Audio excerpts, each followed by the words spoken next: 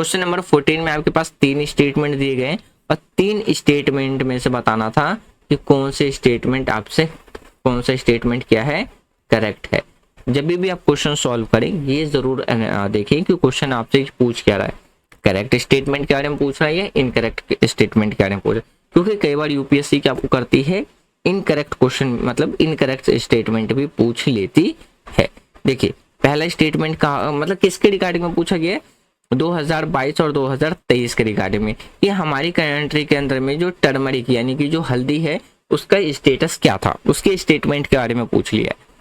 तो जैसे ये क्वेश्चन आप पूछोगे कहाँ से निकल गया, ये क्वेश्चन निकल गया है इंडियन जियोग्राफी से। इंडियन जियोग्राफी का जो एग्रीकल्चर वाला टॉपिक है ना वहां से।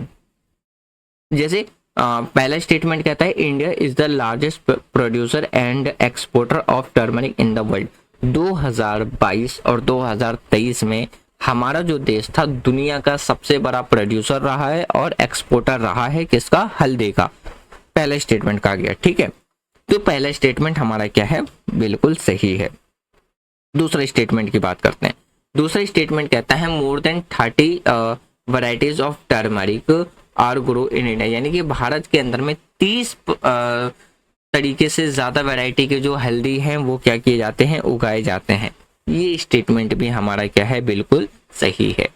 तीसरा स्टेटमेंट में कहा गया है कि महाराष्ट्र, तेलंगाना, कर्नाटका एंड तमिलनाडु ये क्या है, मेजर टर्मरिक प्रोडक्शन स्टेट है, यानी कि भारत की ये वो स्टेट है जहाँ पे सबसे ज्यादा क्या किया जाता है, हल्दी उगाई जाती है। तो अब इसके हम ऑप्शंस देखते हैं।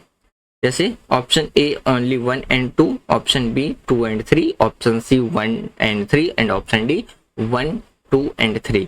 तो राइट आंसर आपको क्या देखने को मिलेगा, इसका आपको डी देखने को मिलेगा, यानी कि तीनों के तीनों ही स्टेटमेंट क्या है हमारे करेक्ट है। तो